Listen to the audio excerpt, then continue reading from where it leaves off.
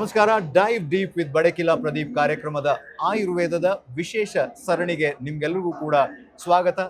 ಇವತ್ತಿನ ಸಂಚಿಕೆಯಲ್ಲಿ doctor Veena G Rao ಅವರಿದ್ದಾರೆ. ಅವರು ಮೈಸೂರಿನ JSS ಆಯುರ್ವೇದ ವಿದ್ಯಾಲಯದಲ್ಲಿ ಮಹಾವಿದ್ಯಾಲಯದಲ್ಲಿ ಅವರು ಕೆಲಸ ಮಾಡ್ತಿದ್ದಾರೆ.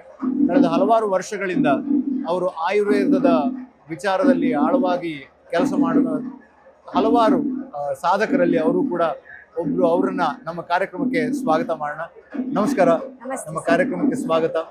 ಸೊ ಅವರು ಸ್ಪೆಷಲಿ ನ್ಯೂರೋಲಾಜಿಕಲ್ ವಿಚಾರದ ಬಗ್ಗೆ ಜಾಸ್ತಿ ಫೋಕಸ್ ಮಾಡಿ ಕೆಲಸ ಮಾಡಿರೋದ್ರಿಂದ ಅದ್ರ ಬಗ್ಗೆನೇ ಅವ್ರ ಹತ್ರ ಒಂದಿಷ್ಟು ವಿಚಾರಗಳನ್ನ ತಿಳ್ಕೊಳ್ಳೋ ಪ್ರಯತ್ನ ಮಾಡೋಣ. ಈಗ ಮೊದಲಿಗೆ ನ್ಯೂರೋಲಾಜಿಕಲ್ ಇಶ್ಯೂಸ್ ಅಂತ ಬಂದಾಗ ಆಯುರ್ವೇದದಲ್ಲಿ ಯಾವ ರೀತಿಯ ಸೊಲ್ಯೂಷನ್ಸ್ ಇದೆ, ಯಾವ ಇಶ್ಯೂಸ್ ಅನ್ನ ಅದರಲ್ಲಿ ನೀವು ಟ್ರೀಟ್ ಮಾಡ್ಬೋದು?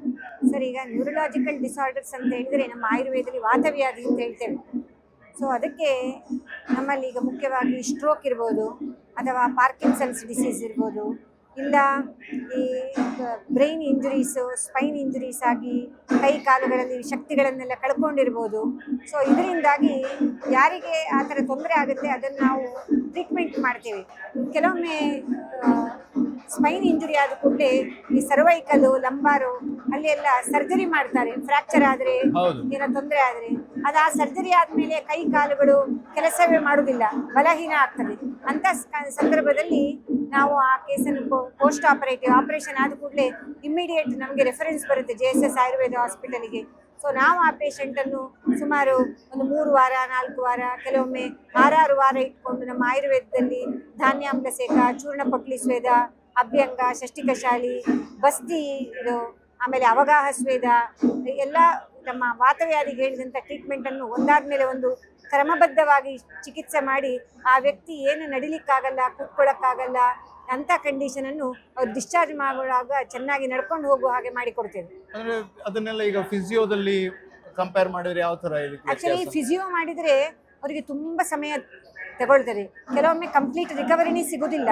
ಆದರೆ ನಾವು ಇಮ್ಮಿಡಿಯೇಟ್ಲಿ ನಾವು ತಗೊಂಡು ಆ ಕೇಸನ್ನು ಪಂಚಕರ್ಮದಲ್ಲಿ ಇಂಟಗ್ರೇಟೆಡ್ ಮಾಡಿಕೊಂಡು, ಪಂಚಕರ್ಮ ನಡೀತದೆ, ಅದರ ಜೊತೆಗೆ ಫಿಸಿಯೋಥೆರಪಿನೂ ನಡ್ಕೊಂಡು, ಅಥವಾ ಮಾತು ಬರಲಿಲ್ಲ ಅಂದರೆ ಸ್ಪೀಚ್ ಆ್ಯಂಡ್ ಹಿಯರಿಂಗು, ನುಂಗ್ಲಿಕ್ಕಾಗಲ್ಲ ರೈಲ್ಸ್ ಟ್ಯೂಬಲ್ಲಿ ಇದ್ದರೆ ಸ್ವ್ಯಾಲೋಯಿಂಗ್ ಥೆರಪಿ, ಆ ಥರ ಎಲ್ಲವನ್ನು ಇಂಟಗ್ರೇಟ್ ಮಾಡಿ ಅವರಿಗೆ ಟ್ರೀಟ್ಮೆಂಟ್ ಮಾಡ್ತೇವೆ. ಆವಾಗ ಪೇಷಂಟ್ಗಳು ಬೇಗ ರಿಕವರಿ ಆಗುತ್ತೆ ಮತ್ತು ಚೆನ್ನಾಗಿ ಮೂವ್ ಔಟ್.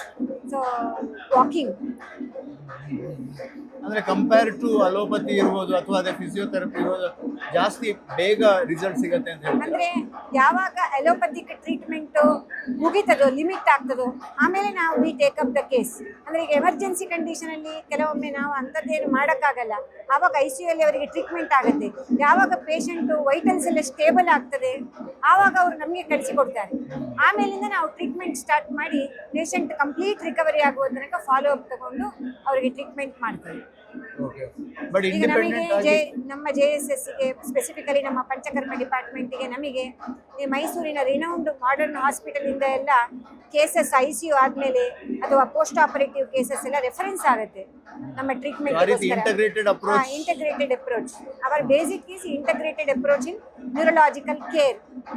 ಈಗ ಬೆಡ್ ರಿಡನ್ ಪೇಷಂಟ್ಗಳಿಗೆ ಅಲ್ಸರ್ಸ್ ಎಲ್ಲ ಆಗುತ್ತೆ, ಬೆಡ್ ಸೋರ್ಸ್ ಆಗುತ್ತೆ, ಅದನ್ನು ಕೂಡ ನಾವು ನಮ್ಮಲ್ಲಿ ಟ್ರೀಟ್ಮೆಂಟ್ಗಳು ಮಾಡಿ ಅವರನ್ನು ಒಂದು ಗುಣಮುಖವಾಗೋ ತನಕ ನಾವು ಕಂಟಿನ್ಯೂಸ್ ಫಾಲೋ ಅಪ್ ತಗೊಂಡು ಚೆನ್ನಾಗಿ ಮಾಡ್ತೀವಿ. ಈಗ ಬೇರೆ ಅಂದ್ರೆ ಡೈರೆಕ್ಟ್ ಆಗಿ ಬರುವಂತ ಕೇಸಸ್ ಎಲ್ಲ ಡೈರೆಕ್ಟ್ ಆಗಿ ಬರುವಂತ ಕೇಸಸ್ ಇದೆ. ಮಲ್ಟಿಪಲ್ ಸ್ಕ್ಲಿರೋಸಿಸ್, ನ್ಯೂರೋ ಡಿಜನರೇಟೆಡ್ MNDs, ಮತ್ತೆ ಪಾರ್ಕಿನ್ಸನ್ಸ್ ಡಿಸೀಸು, ಅಲ್ಝೀಮರ್ಸ್ ಡಿಸೀಸು, ಇನ್ನೇನೋ ಆ ಥರ ಎಲ್ಲ ನ್ಯೂರೋ ಡಿಜನರೇಟಿವ್ ಡಿಸೀಸಸ್ಗಳು ಕೂಡ. ಬಟ್ ಅದಕ್ಕೆ ಸ್ವಲ್ಪ ಜಾಸ್ತಿ ಸಮಯ ತಗೊಳ್ತದೆ. ಆದರೂ ಅವ್ರು ಚೆನ್ನಾಗಿ ಒಂದು ಮೊಬಿಲಿಟಿ ಸಿಗುವ ತನಕ, ಕ್ವಾಲಿಟಿ ಆಫ್ ಲೈಫ್ ಇಂಪ್ರೂವ್ಮೆಂಟ್ ಆಗುವ ತನಕ, activities of daily living successful ಆಗುವ ತನಕ ನಾವು ಆ ಪೇಷಂಟ್ಗಳನ್ನು ಟ್ರೀಟ್ಮೆಂಟ್ ಮಾಡ್ತೀವಿ. ಅವರು ಮಾಡರ್ನ್ ಮೆಡಿಸಿನ್ ತಗೊಳ್ತಿರ್ತಾರೆ, ಅದರ ಜೊತೆಗೆ ನಾವು ಆಯುರ್ವೇದ ಪಂಚಕರ್ಮ ಟ್ರೀಟ್ಮೆಂಟು ಮತ್ತು ಬೇರೆ ಯಾವುದು ಸಪೋರ್ಟಿವ್ ಟ್ರೀಟ್ಮೆಂಟ್ಗಳನ್ನೆಲ್ಲ ಮಾಡಿ ಅವರ ಕ್ವಾಲಿಟಿ ಆಫ್ ಲೈಫ್ ಇಂಪ್ರೂವ್ಮೆಂಟ್ ಮಾಡ್ತೀವಿ. ಅಂದ್ರೆ ಮಾಡರ್ನ್ ಮೆಡಿಸಿನ್ ಅಥವಾ ಈ ಅಲೋಪತಿಕ್ ಮೆಡಿಸಿನ್ ಕೂಡ ಅಷ್ಟೇ ಮುಖ್ಯ ಅಂತ ಹೇಳ್ತೀರಾ, ಅಥವಾ ಇಂಡಿಪೆಂಡೆಂಟ್ ಆಗಿ ಆಯುರ್ವೇದದ ಮೂಲಕ ರಿಸಲ್ಟ್ಸ್? ಅಂದರೆ ಇಂಡಿಪೆಂಡೆಂಟ್ ಆಗಿ ಪೇಷಂಟು ನಮ್ಮ ಹತ್ರನೇ ಫಸ್ಟೇ ಬಂದರೆ ನಾವು ಆಯುರ್ವೇದಿಕ್ ಇಂಗ್ಲೀಷ್ ಮೆಡಿಸಿನ್ ಸ್ಟಾರ್ಟ್ ಮಾಡೋದಿಲ್ಲ. ಆಯುರ್ವೇದಿಕ್ ಟ್ರೀಟ್ಮೆಂಟಲ್ಲೇ ಪೇಷಂಟನ್ನು ಚೆನ್ನಾಗಿ ಮಾಡಿ ಕಳಿಸ್ತೇವೆ. ಆದರೆ ಕೆಲವೊಮ್ಮೆ 5-6 ವರ್ಷ ಇಂಗ್ಲೀಷ್ ಟ್ರೀಟ್ಮೆಂಟ್ಗಳನ್ನು ಮಾಡರ್ನ್ ಮೆಡಿಸಿನ್ ತಗೊಳ್ತಿರುವಾಗ ನಾವು ಎಬ್ರಪ್ಟ್ ಸ್ಟಾಪ್ ಮಾಡಲಿಕ್ಕಾಗೋದಿಲ್ಲ.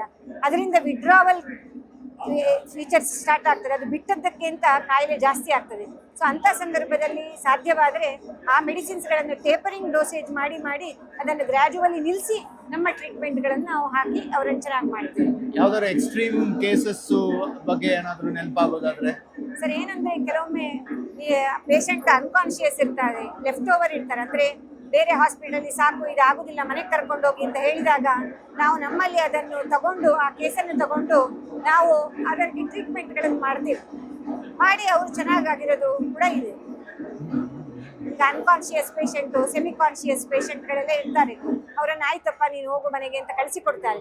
ಅಂಥ ಕೇಸಸ್ಸನ್ನು ನಾವು ಅಲೋಪತಿಯವರು ವಾಪಸ್ ಕಳಿಸಿಕೊಟ್ಟಂಥ ಕೇಸನ್ನು ನಾವು ನಮಗೆ ಸಾಧ್ಯ ಇದ್ದರೆ ನಮ್ಮ ಲಿಮಿಟೇಷನು ನಾವು ಅವರಿಗೆ ಪ್ರೊಗ್ನೋಸಿಸ್ ಹೇಳ್ತೇವೆ, ಇದನ್ನು ನಾವು ಪ್ರಾಮಿಸ್ ಮಾಡೋದಿಲ್ಲ, ವಿ ಟ್ರೀಟ್ ಅವರ್ ಬೆಸ್ಟ್. ನಾವು ರಿಸಲ್ಟ್ಸ್ ಇದೆ, ನಾವು ಅಂಥ ಕೇಸಸ್ ಚೆನ್ನಾಗಿ ಮಾಡಿದ್ದೇವೆ. ಸೊ ಈ ಅಂಥದ್ದೊಂದು 4 ಕೇಸನ್ನು today I have presented in your world Ayurveda summit in emergency management of neurological cases. ವಾತವ್ಯಾಧಿ ಪ್ರೆಸೆಂಟ್ ಮಾಡಿದ್ದು ವರ್ಲ್ಡ್ ಆಯುರ್ವೇದ ಡಾಕ್ಟರ್ ಕಜೆ ಅವರು ಮಾಡಿರುವಂಥ ಒಂದು ಸಮಿಟಲ್ಲಿ 4 case successful emergency case treat ಮಾಡೋದನ್ನು ಪ್ರೆಸೆಂಟ್ ಮಾಡಿದ್ದೀವಿ. ಸೊ ವಾತ ಅಂದ ಬೇಸಿಕ್ ಆಗಿ ಬಂದಾಗ ಈಗ ನಾರ್ಮಲ್ ಲೈಫ್ನಲ್ಲಿ ಅದನ್ನು ಹೇಗೆ ಅಂದರೆ ಈಗ ವಾತ ಪ್ರಕೃತಿ ಅಂತ ಹೇಳ್ತಾರೆ, ಅಥವಾ ಈವನ್ ಎಲ್ಲರಿಗೂ ಕೂಡ 3 ಪ್ರಕೃತಿಯ ವಾತ ಪಿತ್ತ ಕಫ ಇರುತ್ತೆ. ಸರ್ ಏನಂದ್ರೆ ವಾತ ಅಂದ್ರೆ ಬರೀ ನ್ಯೂರಾಲಜಿ ಅಂತಲ್ಲ, ವಾತ ಎಲ್ಲಾ ಡಿಸೀಸ್ ಅಲ್ಲಿ ಸಹ ಒಂದು ರೋಲ್ ಇದೆ. ವಾತ ಇಲ್ಲದೆ ಒಂದು ಡಿಸೀಸ್ ಆಗುದೇ ಇಲ್ಲ. ನಾವೀಗ ಮಂಡಿ ನೋವು ಅಥವಾ ಕೈ ಕಾಲುಗಳ ನೋವು, ಆರ್ಥರೈಟಿಸ್ ಇರಲಿ, ಎಲ್ಲದರಲ್ಲಿಯೂ ದರ್ ಈಸ್ ವಾತ. ಬಟ್ ನಾವು ನ್ಯೂರಲಾಜಿಕಲ್ ಡಿಸಾರ್ಡರ್ಸ್ ಅನ್ನು ಸ್ಪೆಷಲ್ ಆಗಿ ವಾತ ವ್ಯಾಧಿ ಕೆಟಗರಿಯಲ್ಲಿ ಹಾಕೊಂಡು ನಾವು ಟ್ರೀಟ್ಮೆಂಟ್ಗಳು ಮಾಡ್ತೇವೆ. ಸೊ ವಾತ is a Prabhu, is a leader. ನಾವು ಪಿತ್ತ ಕಫಗಳಿಗೆ ಟ್ರೀಟ್ಮೆಂಟ್ ಮಾಡಿದ್ರು ಅದು ಒಳ್ಳೇದಾಗಬೇಕು ಅಂತ ಹೇಳಿದ್ರೆ ವಾತವನ್ನು ನಾವು ಕಂಟ್ರೋಲಲ್ಲಿ ಇಟ್ಕೊಳ್ಬೇಕು. ಇಲ್ಲ ಅಂದರೆ ಪಿತ್ತ ಕಫ ರೆಸ್ಪಾಂಡ್ ಆಗೋದಿಲ್ಲ. ಪಿತ್ತ ಕಫ ವಾತ ಹೇಳಿದ ಹಾಗೆ ಕೇಳ್ತದೆ. ವಾತಕ್ಕೆ ಅಷ್ಟು ವಾತ is a Prabhu, is a leader, is a boss for all the disorders. Okay. So ಅಂದ್ರೆ ಬಟ್ ನಾವು ದೈನಂದಿನ ಜೀವನದಲ್ಲೂ ಕೂಡ ಅದನ್ನ ಹೇಗೆ ಸಿಂಪಲ್ ಆಗಿ ಅಂತ ಹೇಳಿದ್ರೆ ನಾವು ವಾತದಲ್ಲಿ ಎಲ್ಲ ಈಗ 5 ತರ ವಾತ ಇರ್ತದೆ: ಪ್ರಾಣ, ಉದಾನ, ಸಮಾನ, ವ್ಯಾನ, ಅಪಾನ ಅಂತ. ಇದರಲ್ಲಿ 5 ವಾತದಲ್ಲಿ ಈಗ ಎಲ್ಲಾ ವಾತಗಳನ್ನು ಕಂಟ್ರೋಲ್ ಇಡಬೇಕು ಅಂತ ಹೇಳಿದ್ರೆ ಅಪಾನ ವಾತಕ್ಕೆ ಅದು ಲೀಡರ್. ಅಮಾಂಗ್ 5 ಅಪಾನವಾದ ಲೀಡರ್ ಅಂದ್ರೆ ನಮ್ಮ ಹೊಟ್ಟೆಯಲ್ಲಿ ನಾವೇನು ಗ್ಯಾಸ್ ಉತ್ಪತ್ತಿ ಆಗುತ್ತೆ ಅದು ಅಧೋಮುಖವಾಗಿ ಹೋಗಬೇಕು. ಅದು ಅಧೋಮುಖವಾಗಿ ಹೋಗದೆ ಒಬ್ಬ ವ್ಯಕ್ತಿ ಕ್ರಾನಿಕ್ ಆಗಿ ಕಾನ್ಸ್ಟಿಪೇಷನು ಅಥವಾ ಹೊಟ್ಟೆಯ ಪ್ರಾಬ್ಲಮ್ಗಳೆಲ್ಲ ಇದ್ದು ವಾತ ಮೋಷನು ಇದು ಎಲ್ಲ ಕ್ಲೀನ್ ಆಗಿ ಹೋಗ್ಲಿಲ್ಲ ಅಂತಂದ್ರೆ ಅದು ದೇಹದಲ್ಲಿಯೇ ಎಕ್ಯುಮಿಲೇಟ್ ಆಗಿ ಟಾಕ್ಸಿಸಿಟಿ ತರ ಆಗಿ ಅದು ಊರ್ಧ್ವಮುಖ ಆಗ್ತದೆ. ಈ ಅಪಾನ ವಾಯು ಯಾವಾಗ ಊರ್ಧ್ವಮುಖ ಆಗ್ತದ ಆವಾಗ N ನಂಬರ್ ಎಷ್ಟೋ ಡಿಸೀಸ್ಗಳಿಗೆ ಅದೇ ಕಾರಣ ಆಗ್ತದೆ. ಅದಕ್ಕೆ ಆಯುರ್ವೇದ ಈ ಮೋಷನ್ ಹೋಗುದು ಅಥವಾ ವಾತ ಹೋಗೋದನ್ನು ನಾವು ಅದನ್ನು ತಡೆ ಹಿಡಿಬಾರದು ಅಂತ ಹೇಳ್ತಾರೆ. ನಾ ವೇಗಾನ್ ಧಾರಯೇತ್, ವೇಗಗಳನ್ನು ಅಂದ್ರೆ ಅರ್ಜಸ್ ಏನಿದೆ, ಮೋಷನು ಫ್ಲೇಟಸ್ ಅದರ ಅರ್ಜಸ್ ಏನಿದೆ ಅದು ನಾವು ತಡೆ ಹಿಡಿಬಾರ್ದು. ಆ ತಡೆ ಹಿಡಿಯೋದ್ರಿಂದವೇ ಅದು ಎಲ್ಲದಕ್ಕೂ ಕಾರಣ ಆಗ್ತದೆ. ಅದೇ ಒಂದಿನ ನಾವು ಸರಿಯಾಗಿ ಟೈಮಿಗೆ ಅದನ್ನ ಹೋಗಿಲ್ಲ ಅಂತಂದ್ರೆ ಎಲ್ಲಾನು ಕೂಡ ಹೊಟ್ಟೆ ನೋವಿಂದ ಹಿಡಿದು ಗ್ಯಾಸ್ ಇಂದ ಹಿಡಿದು ಎಲ್ಲ ಶುರುವಾಗೋದೇ ನಮ್ಮ ಗಟ್ಟಿಂದ. What gut speaks the brain should listen ಅಂತ. ಅದಕ್ಕೆ ನಮಗೆ ಬಸ್ತಿ ಅಂತ ಒಂದು ಟ್ರೀಟ್ಮೆಂಟ್, ಗಟ್ ಬ್ರೈನ್ ಆಕ್ಸಿಸ್ ಅಂತ ಇದೆ. ನಾವು ಎಲ್ಲ ವಾತವ್ಯಾಧಿಗಳಿಗೆ ಬಸ್ತಿ ಒಂದು ಮೆಡಿಕೇಟೆಡ್ ಎನಿಮಾ ಟ್ರೀಟ್ಮೆಂಟ್ ಕೊಟ್ಟು ನಾವು ಅದನ್ನು ಟ್ರೀಟ್ಮೆಂಟ್ ಮಾಡ್ತೇವೆ. Thank you. ನಿಮಗೆ ತುಂಬ ಹೃದಯದ ಧನ್ಯವಾದಗಳನ್ನು ಹೇಳ್ತೀನಿ. ಸೊ ವಾತವನ್ನ ನಾವು ಅದೇ ವಾತ ಅಂತಂದ್ರೆ ಅದು ಎಲ್ಲಾ ರೋಗಗಳಿಗೂ ಕೂಡ ಮೂಲ ಕಾರಣ ಲೀಡರ್ ಅಂತ ಹೇಳಿದ್ರು. ಸೊ ನಾವು ನಮ್ಮ ದೈನಂದಿನ ಜೀವನದಲ್ಲಿ ವಾತದ ಪ್ರಕೃತಿಯ ನಿಯಂತ್ರಣವನ್ನ ಎಷ್ಟು ಮಾಡಿದಷ್ಟು ನಮ್ಮ ಆರೋಗ್ಯ ಇನ್ನಷ್ಟು ಚೆನ್ನಾಗಿರುತ್ತೆ ಅಂತ ಹೇಳಿದ್ದಾರೆ. ಸೊ ಅವರಿಗೆ ನಾವು ಧನ್ಯವಾದಗಳು ಹೇಳ್ತಾ ಈ ಸಂಚಿಕೆಯನ್ನ ಇಲ್ಲಿಗೆ ಮುಕ್ತಾಯಗೊಳಿಸ್ತಿದ್ದೀನಿ. ಮುಂದಿನ ಸಂಚಿಕೆಯಲ್ಲಿ ಸಿಗೋಣ. ನಮಸ್ಕಾರ. ನಮಸ್ತೆ. Thank you so much.